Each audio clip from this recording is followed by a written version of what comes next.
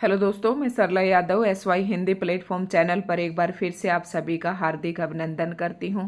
और आज की इस वीडियो लेक्चर में हम पढ़ेंगे रश्मि रथी। और ये जो टॉपिक है ये हमारा यूनिट नंबर 5 के अंतर्गत आता है। और जैसा कि आप सभी को पता है कि हम अपने SY हिंदी प्लेटफॉर्म चैनल पर असिस्टेंट प्रोफेसर की तैयारी कर रहे हैं हिंदी विषय से, जो कि वैकेंसी HPSC ने निकाली है।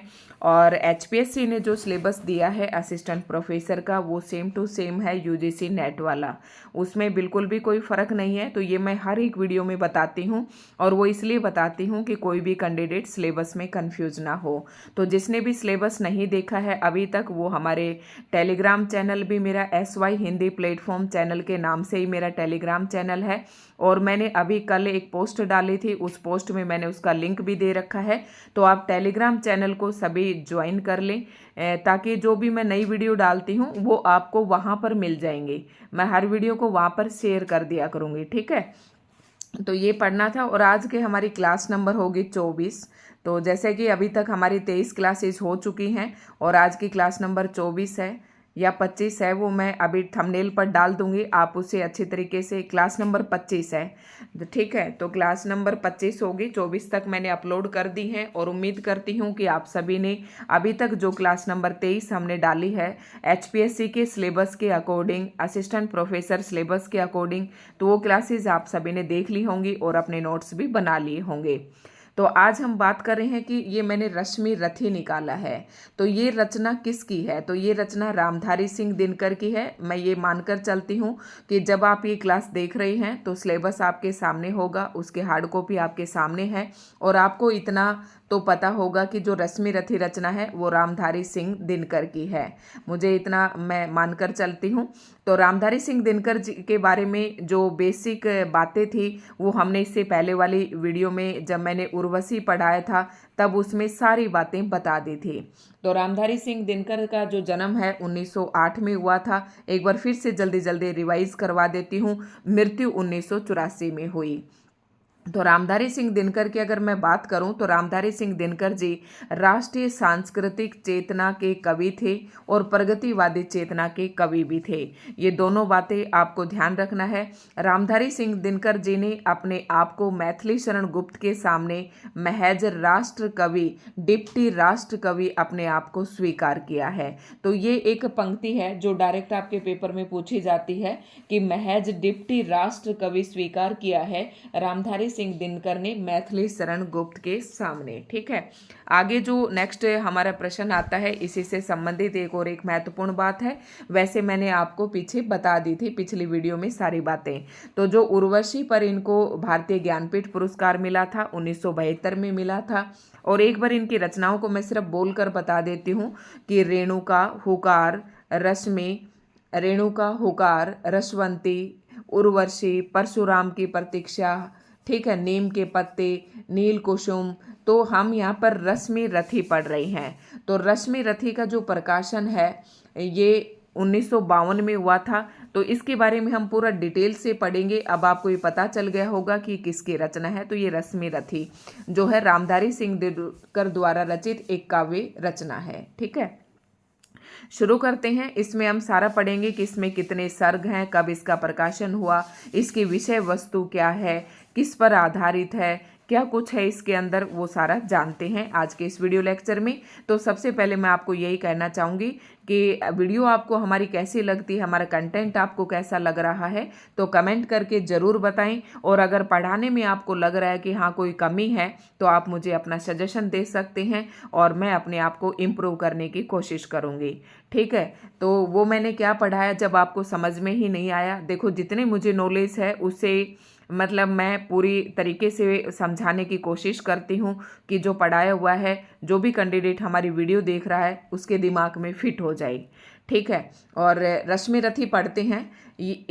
जैसे नाम आपका सुना हुआ होगा, ठीक है, जाना पहचाना सा नाम है। अगर नहीं है तो हम शुरुआत करते ही आपको समझ में आ जाएगा। इस यशस्वी काव्य का आधार महाभारत को बनाया गया है। इससे पहले आपके सिलेबस में उर्वशी और एक रश्मि रथी, दो रचनाएं रामधारी सिंह दिनकर की दे रखी हैं। तो उर्वशी हमने पढ़ी थी अभी, गीति काव्य है ये एक, और इसका जो कथानक था वो कहाँ से लिया गया था वो भी बताया था कि ऋग्वेद का जो 10वें मंडल है उसमें भी उसका वर्णन मिलता है, 9वें और 85वें सूक्त में इसका वर्णन मिलता है।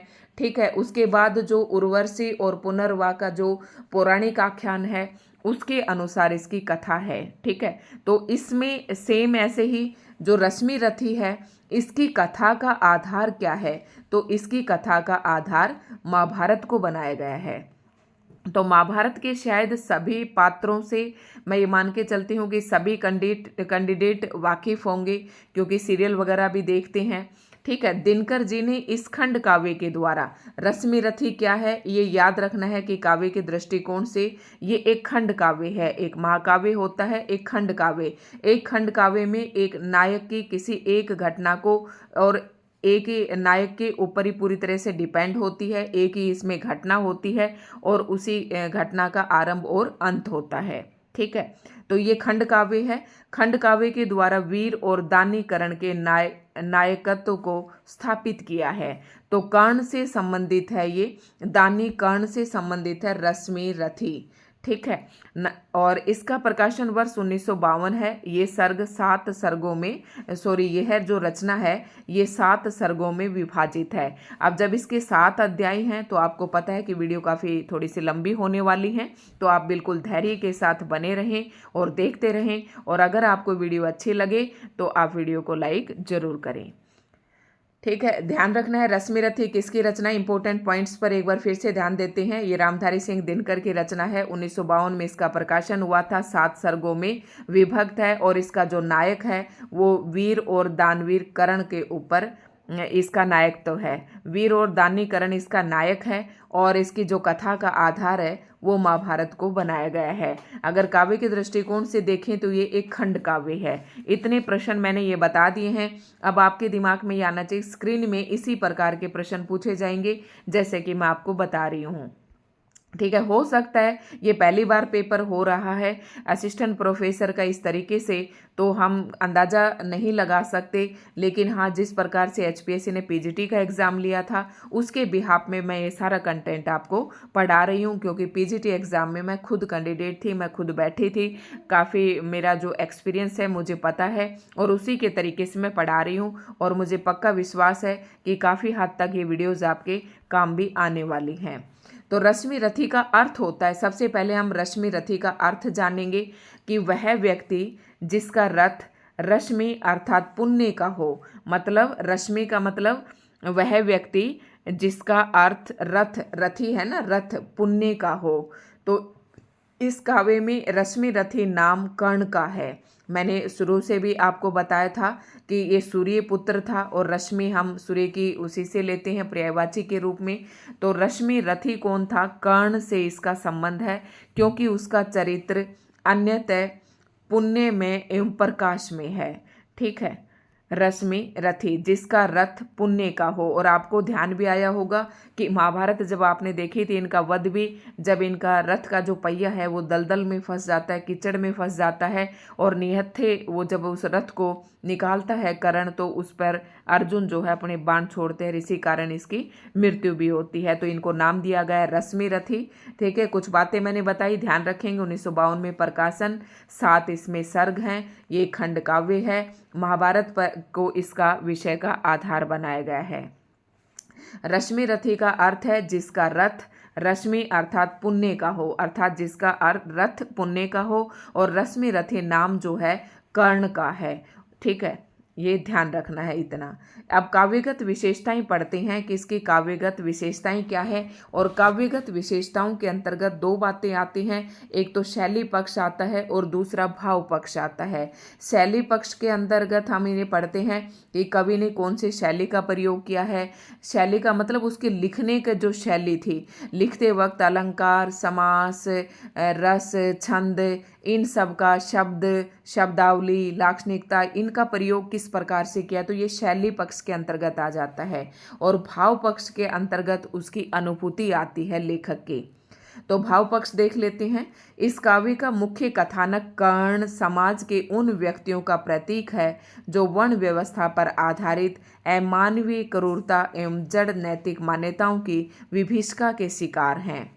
देखो, इसका जो कथानक है, जो रश्मि रथी है, इसका कथानक कर्ण है और समाज के उन व्यक्तियों का प्रतीक है। देखो, हमारे समाज में बहुत से व्यक्ति ऐसे हैं जो वर्ण व्यवस्था के कारण इस समाज की जो क्रूरता है उसको झेलते हैं, और जो मनुष्य अपने जड़ मतलब जो रूढ़िवादिता से जुड़े हुए हैं वर्ण व्यवस्था के आधार पर, उसकी वजह से हमारे समाज में बहुत से लोगों को वर्ग भेद का, वर्ण भेद का सामना करना पड़ता है। और ठीक इसी प्रकार का जो सामना है वो कर्ण ने भी किया था, क्योंकि कर्ण को क्या कहा जाता था, याद रखना, सुतपुत्र या सूतपुत्र कहा जाता था।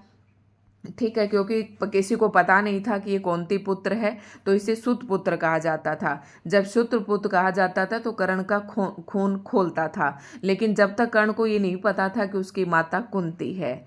ठीक है, तो ये सुतपुत्र कहा तो ये कुछ वर्ण व्यवस्था पर ही आधारित था, जिसके कारण मनुष्य की जो क्रूरता है और जो जड़ नैतिक मान्यताएं हैं हमारी, मान्यताओं को, नैतिक मान्यताएं मतलब जिनको हम मानते हैं कि भाई ये छूत है, ये अछूत है, ये नीच वर्ग है, ये उच्च वर्ग है, इस तरीके के जड़ मान्यताओं से आज भी हमारा समाज जो है कहीं ना कहीं चिपका हुआ है और काफ़ी लोगों को इसकी समस्याएं झेलना पड़ता है। और उसी प्रकार की समस्याओं का सामना भी किया कर्ण ने। ठीक है, तो यद्यपि रश्मि रथी में प्रकृति चित्रण कवि का विषय नहीं है, मतलब प्रकृति चित्रण करना इतना खास इनका विषय नहीं है, तथापि परशुराम के आश्रम की बड़ी मनोहरी छटा कवि ने बिखेरी है। कह रहे हैं कि यहाँ पर रामधारी सिंह दिनकर जी ने प्रकृति चित्रण को अपना विषय नहीं बनाया, लेकिन फिर भी परशुराम के आश्रम की जो छटा थी वो उन्होंने काफ़ी अच्छे से अपने काव्य में अभिव्यक्त की है।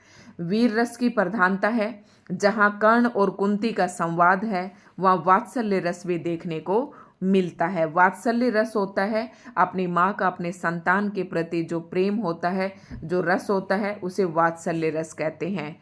तो वात्सल्य तो रस होना ही था, क्योंकि कर्ण जो थे कुंती के पुत्र थे, और जब इनका, कुंती को तो पता था कि ये मेरा बेटा है और इसे सूतपुत्र कहा जाता है, लेकिन कर्ण को नहीं पता था, लेकिन एक समय बाद कर्ण को पता चल जाता है। तो ये रश्मि रथी जो काव्य है इसमें वीर रस की प्रधानता है, ध्यान रखना है। और इसका मूल उद्देश्य आपसे पूछे तो ये है कि वर्ण व्यवस्था पर आधारित मानवीय क्रूरता एवं जड़ मान्यताओं की विभीषिका के शिकार, ठीक है, कौन है, कर्ण है। कर्ण को दिखाया गया है, और कर्ण के जैसे ऐसे बहुत से व्यक्ति हैं हमारे समाज में जिनको मानवीय क्रूरताओं का सामना करना पड़ता है वर्ण व्यवस्था के कारण। तो उन सभी को उजागर करना यह कवि का प्रमुख लक्ष्य रहा है। तो मेरे सुत मेरे ही सुत को मारे, मतलब मेरे सुत, जब अर्जुन, कर्ण और अर्जुन में जब भयंकर युद्ध होता है, एक दूसरे के मौत के मतलब वो लालसी होते हैं। कर्ण कहता है कि अर्जुन को वो मारेगा और अर्जुन कहता है कर्ण को वो मारेगा। जब कुंती इस तरीके से देखती है कि मेरे ही दोनों पुत्र एक दूसरे को मारने मरने पर उतावले हो रहे हैं, तो वो कहते हैं कि मेरे सुत मेरे ही सुत को मारे, मतलब मेरा बेटा मेरे ही बेटे को मारे, हो क्रुद्ध परस्पर ही प्रतिशोध उतारे। दोनों गुस्सा होकर आपस में एक दूसरे का ही बदला लेने के लिए उतारू हो गए हैं। तो यहाँ जब मेरे सुत कहा तो यहाँ पर उनका वात्सल्य रस देखने को मिलता है। सर्ग भी हैं, इसमें 7 हैं, थोड़ा सा हम जल्दी करेंगे और आप कंटेंट नोट करते जाएं। काफ़ी, ये तो है नहीं कि टीजीटी पीजीटी के कैंडिडेट हैं जो हमारे साथ जुड़ रहे हैं, वो सारे मैं यूजीसी नेट क्वालिफाई हैं, काफ़ी पढ़े लिखे बंदे हैं, तो ऐसी बात नहीं है, ज्ञानवान लोग भी जुड़े हुए होंगे। और इसका कला पक्ष पर हम थोड़ा सा ध्यान देते हैं। तो भाषा मैंने अभी आपको बताया था, उसे शैली पक्ष भी कह सकते हैं और उसे हम कला पक्ष भी कहते हैं। 2 पक्ष होते हैं, कला पक्ष और एक कला पक्ष या शैली पक्ष, और एक दूसरा होता है भाव पक्ष। तो भाव पक्ष तो हमने अभी पढ़ा। दूसरा कला पक्ष में क्या है कि भाषा जो है तत्सम प्रधान है। तत्सम प्रधान मतलब जिन शब्दों में, वे शब्द जो संस्कृत के शब्द हैं और एज इट इज़ हिंदी में प्रयोग किए गए हैं, उन्हें तत्सम शब्द कहते हैं। तो तत्सम शब्द जो है इनका प्रयोग किया गया है। परंतु प्रवाहमय एवं बोधगम्य होने के चलते सरल है। मतलब इनके काव्य में, रामधारी सिंह दिनकर जी के काव्य में इतना प्रवाह है। प्रवाह का मतलब होता है बहाव। मतलब जब उसकी लाइनों की पंक्ति, काव्य की जब पंक्तियां हम पढ़ते हैं तो उसमें एक ऐसा प्रवाह बनता है, और बोध मतलब उन शब्दों का हम आसानी से बोध कर लेते हैं, उन्हें हम समझ लेते हैं। सुक्ति परकता का भी प्रयोग हुआ है।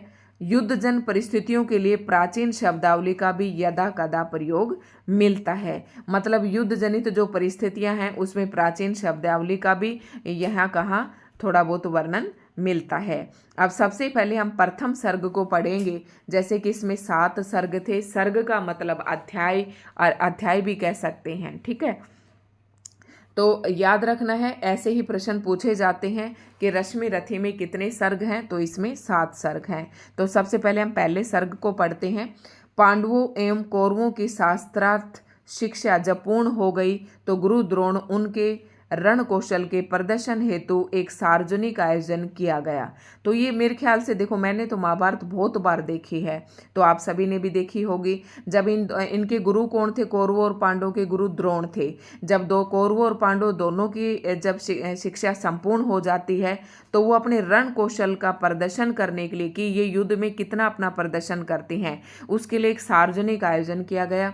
जनता उत्साहित होकर रण कौशल देख रही थी। उनकी नज़र विशेष रूप से अर्जुन पर जमी हुई थी और सब उनके शस्त्र प्रदर्शन की प्रशंसा कर रहे थे।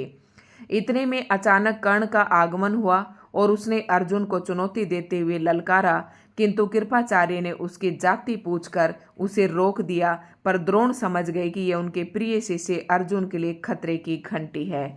मतलब ये तो सेम बात है जैसे कि महाभारत में दिखाई जाती है कि जब अर्जुन अपने बाण पर बाण चला रहे होते हैं, रण क्षेत्र में अपने युद्ध का कौशल दिखा रहे होते, अपनी कला का कौशल दिखा रहे होते हैं, तो उस समय कर्ण आता है और कहते हैं कि मुझसे सामना करो। उसको चुनौती देते हैं कि तुम मुझे पराजित करो। लेकिन कृपाचार्य जो हैं, उनके जो कुल गुरु थे कृपाचार्य, वो उनकी जाति पूछते हैं और उन्हें सूत पुत्र कहकर उनको युद्ध करने से मना कर देते हैं। और उस समय द्रोण भी ये समझ गए थे कि अगर कर्ण अब अखाड़े में आ जाता है, रण क्षेत्र में आ जाता है, तो ये अर्जुन के लिए खतरे की घंटी है। और द्रोणाचार्य के पास, ये मैं अपनी तरफ से बता रही हूँ कि जब द्रोणाचार्य के पास कर्ण शिक्षा लेने के लिए जाता है तो द्रोणाचार्य भी उसे सूत पुत्र कहकर शिक्षा देने से मना कर देता है। ठीक है, ये प्रथम सर्ग था। तो प्रथम सर्ग में यही था कि अर्जुन को जब वो चुनौती देता है, ललकारता है कि मेरे साथ युद्ध करो, अगर तुम्हारे अंदर दम है तो यही इसमें प्रथम सर्ग में है। प्रथम सर्ग की कुछ पंक्तियां यहाँ पर दी गई हैं। और जय हो जग में जले जहाँ भी, नमन पुनीत अनल को, जिस नर में हो बसे हमारा नमन तेज को बल को, किसी व्रंत पर लिखे खिले विपिन में, पर नमस्य है फूल, सुधि खोजते नहीं गुणों का आदि, शक्ति का मूल। अब यहाँ पर इन सरलार्थों का हम व्याख्या नहीं करेंगे, ये मैं इसलिए दिखा रही हूँ आपको कि कम से कम इस काव्य से आप अवगत हो, आपको पता हो कि ये पंक्तियाँ हैं। हो सकता है कोई पंक्ति भी पूछ ले, कम से कम आपने इसकी शक्ल तो देखी हो कि ये कविता किस प्रकार की है। ऊंच नीच का भेद न माने वही श्रेष्ठ ज्ञानी है। देखो कवि ने तो यही बात कही है, बहुत ही आसान है, आप आसानी से इन्हें समझ भी रहे होंगे।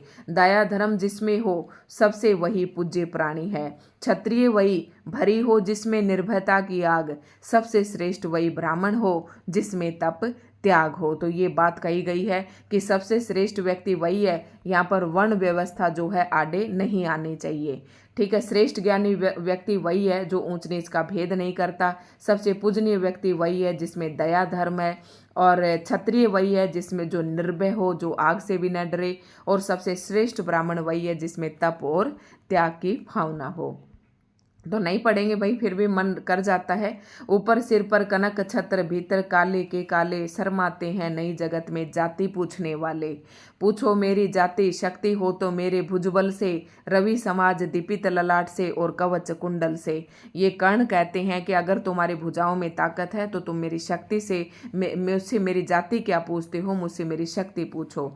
मूल जानना बड़ा कठिन है नदियों का, वीरों का, धनुष छोड़कर और गोत्र का क्या होता, और गोत्र क्या होता रणधीरों का। कह रहा रणधीरों का कोई गोत्र नहीं होता।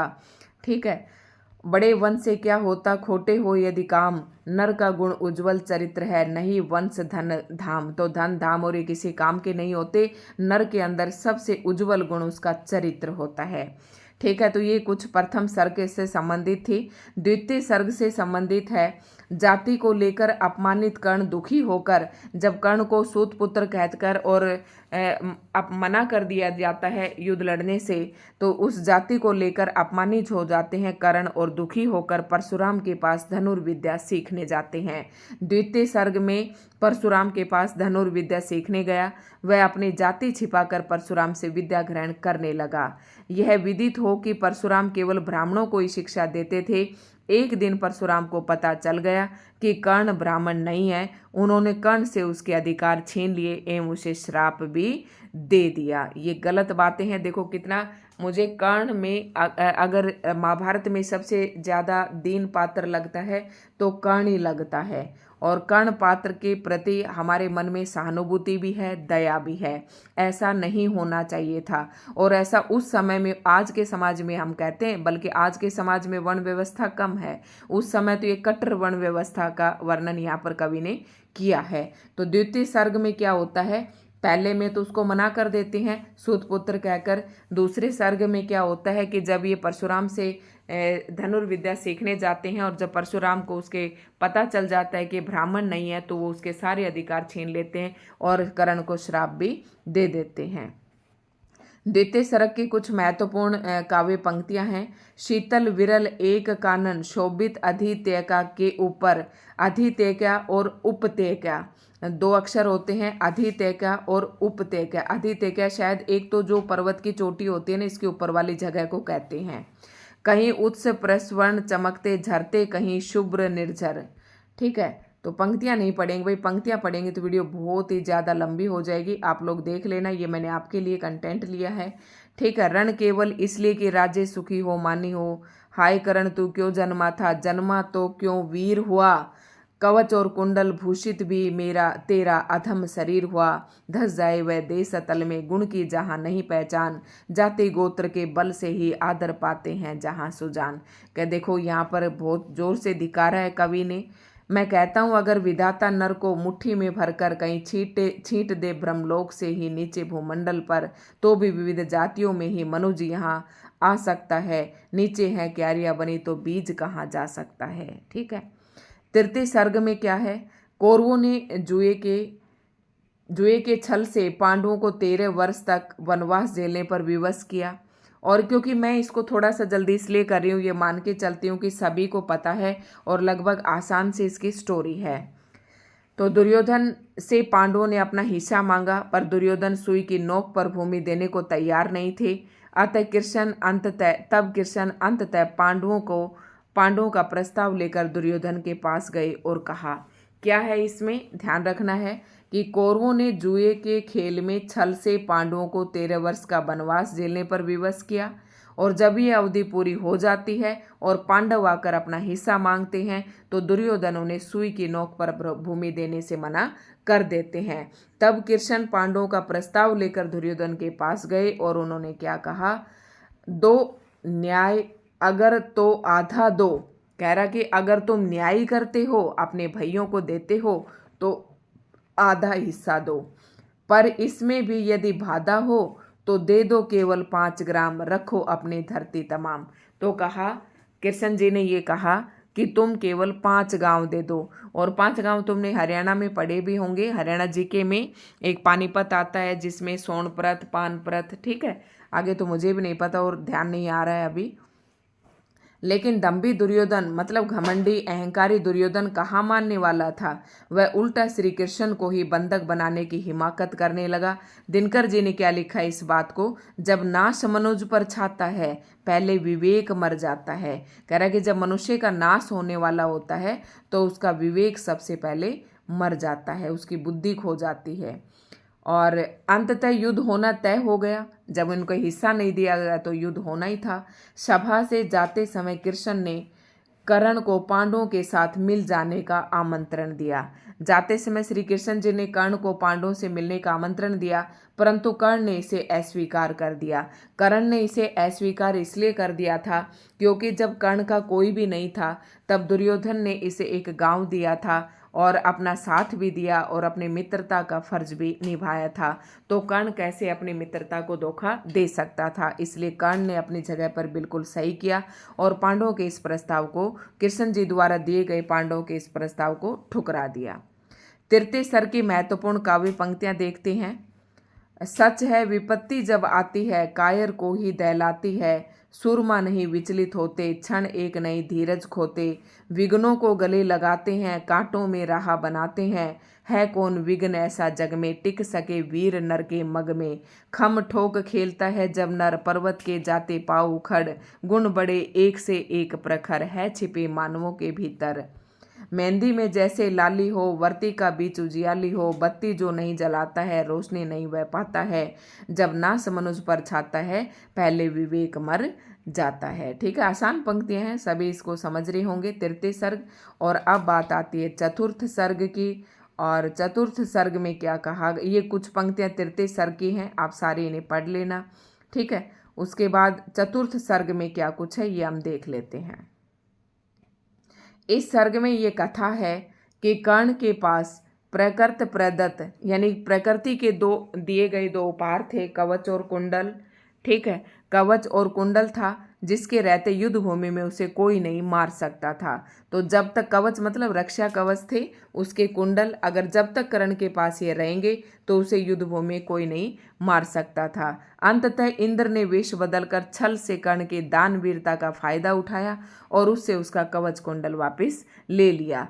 कर्ण इस चीज से अवगत हो चुका था कि वेश बदलकर आया व्यक्ति इंद्र है, फिर भी उसने दान दिया क्योंकि दानवीर कर्ण था, वो उसका नाम इतिहास में प्रसिद्ध है।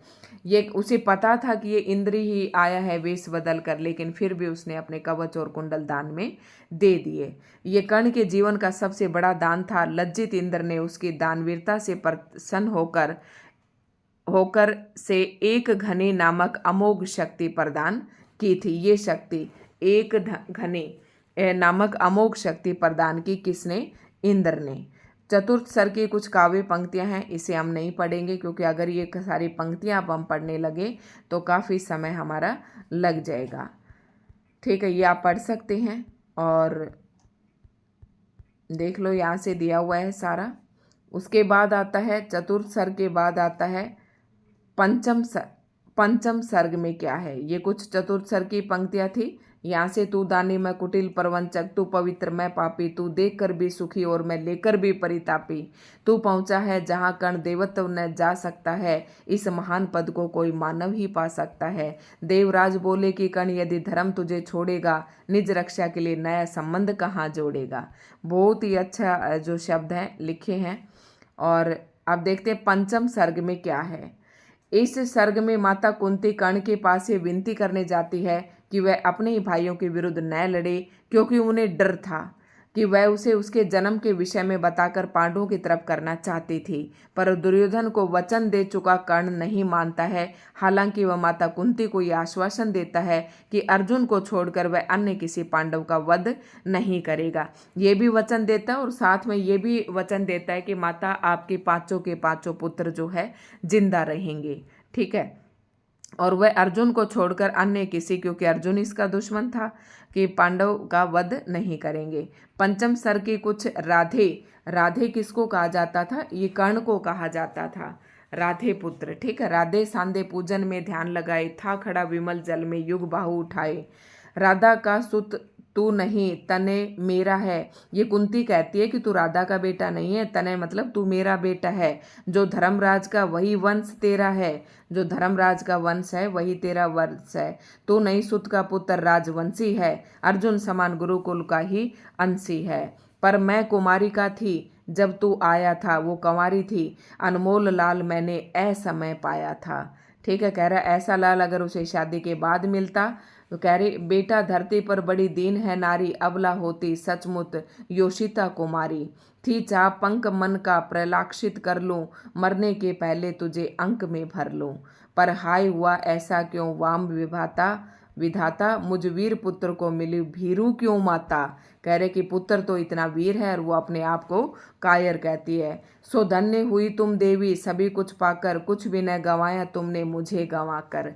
कह रहा है कि तुमने मुझे गवा कर अपने राज्य को जैसा था वैसे कि वैसे तुमने अपना सब कुछ रख लिया। ये कि तुम धन्य हो कि मुझे ये को गंवाया तुमने, अगर तुम मुझे नहीं गंवाती तो तुम पता नहीं कितनी चीज़ें गंवा चुकी होती। तो ये कुछ पंक्तियाँ और भी हैं, पढ़ने में तो काफ़ी अच्छा लग रहा था।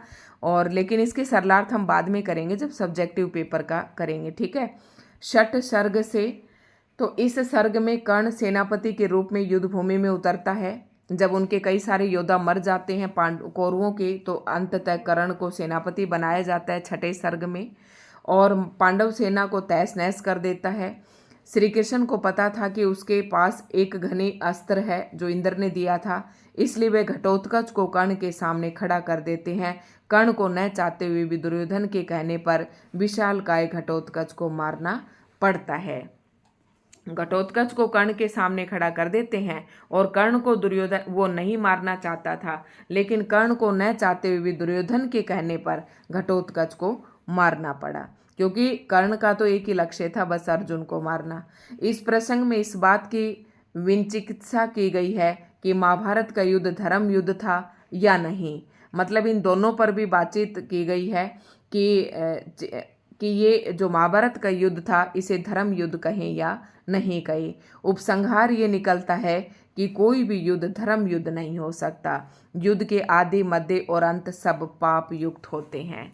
तो मतलब यहाँ पर कवि ने ये अंत भी निकाला कि जो कोई भी युद्ध है वो धर्म युद्ध नहीं हो सकता, क्योंकि उसकी शुरुआत, उसका आदि, उसका मध्य और उसका अंत जो है सब पाप युक्त होते हैं, क्योंकि उसमें बहुत सारे लोग मरते हैं। छठ जो सर्ग है उसकी कुछ पंक्तियाँ यहाँ पर दी गई हैं और ये भी आप देख लेना, ठीक है। तो कुछ पंक्तियाँ यहाँ पर हैं, ये आप देख लेना। उसके बाद और भी बहुत सारी पंक्तियाँ हैं और उसके बाद हमारा अंतिम सर्ग आता है सप्तम सर्ग। ये सिक्स्थ सर्ग की कुछ पंक्तियाँ हैं। उसके बाद सप्तम सर्ग है, ये अंतिम सर्ग है, ध्यान से पढ़ना है। कर्ण पांडवों से में भीषण युद्ध होता है। मतलब कर्ण जब सेनापति बन जाता है तो कर्ण और पांडवों के बीच में भीषण युद्ध होता है। युद्ध में कर्ण बारी बारी युधिष्ठिर, भीम, नकुल, सहदेव को पराजित कर देता है, लेकिन कुंती के दिए वचनानुसार सबको छोड़ देता है, मतलब मारता नहीं है। अब कर्ण का सामना अर्जुन से होता है। प्रथमतया कर्ण की बाण वर्षा से अर्जुन घबरा जाता है, लेकिन परशुराम का दिया श्राप कर्ण को लगता है कि उसकी धनुर्विद्या व्यर्थ जाए, ठीक है, ऐसा उसने कुछ श्राप दिया था और उसके रथ का पहिया कीचड़ में फंस जाता है। कर्ण जैसे ही पहिया निकालने के लिए नीचे आता है, कृष्ण अर्जुन को बाण चलाने को कहते हैं और संकेत पाकर अर्जुन ऐसा ही करते हैं। अंततः वीर कर्ण मृत्यु को प्राप्त होता है। नैतिक रूप से कर्ण को दिनकर ने विजयी बताने की चेष्टा की है। मतलब मानवता के अनुसार अगर हम देखें और नैतिक मूल्यों के हिसाब से अगर देखें तो कर्ण ने यहाँ पर दिनकर ने कर्ण को ही विजयी बताया है। मतलब जो लेखक है रामधारी सिंह दिनकर, और कर्ण देखो ऐसे निहत्थे पर अगर कोई वार करके विजयी होता है तो उसको असली विजयी नहीं कहा जा सकता, क्योंकि श्री कृष्ण ही युधिष्ठिर से कहते हैं कि विजय तो प्राप्त हुई पर मर्यादा नहीं बची। हाँ, मर्यादा जाती रही जब ऐसे छल कपट करेंगे तो। और सप्तम वर्ग की काव्य पंक्तियां यहाँ पर दी गई हैं। नमन उनको गए जो स्वर्ग मर कर, कलंकित शत्रु को निज को अमर कर, मही का सूर्य होना चाहता हूँ, विभा का तूर्य होना चाहता हूँ। तो ये कुछ काव्य पंक्तियां हैं भैया, पढ़ लेना। और इसी के साथ हमारा ये जो वीडियो है हम यहीं पर समाप्त करते हैं। और कुछ ये अंतिम पंक्तियां हैं यहाँ पर, फिर हम कोई दूसरा टॉपिक लेकर आएंगे, ठीक है। कुछ ये लास्ट पंक्तियां हैं, इसे आप देख लें और यहीं पर ये टॉपिक हमारा ख़त्म हो जाता है। तो दोस्तों आज की वीडियो आपको कैसी लगे? अगर अच्छी लगी हो तो लाइक एंड शेयर ज़रूर करें और कमेंट करके बताएं कि आपको आज की वीडियो कैसी लगी, क्योंकि कमेंट से क्या होता है, अब मैं आज पूरा दिन से ये अनुभव कर रही थी कि ना ही तो कमेंट इतने ज़्यादा, और महादेव वर्मा वाली वीडियो पर भी जैसे मैंने कल वो देर रात से डाली थी तो थोड़ा यहाँ से ना मनोबल गिर जाता है। जब मैं सोचती हूँ कि आज तो भाई आज की वीडियो शायद जो कैंडिडेट देख रहे हैं उनको अच्छी नहीं लगी, क्योंकि ना ही कोई कमेंट आया ना लाइक आया, तो मैं सोचती हूँ कि अच्छा नहीं लगा कंटेंट। फिर मैं सोचती हूँ चल छोड़ना, पढ़ने वाले तो कुछ ज़्यादा साथ है ही नहीं। तो ज़्यादा संख्या जब जुड़ती है तो पढ़ाने का भी मन करता है, हमारा भी मनोबल बढ़ता है। ठीक है, तो चैनल को सब्सक्राइब ज़रूर करें, अगर सब्सक्राइब नहीं किया तो वीडियो को लाइक एंड शेयर ज़रूर करें।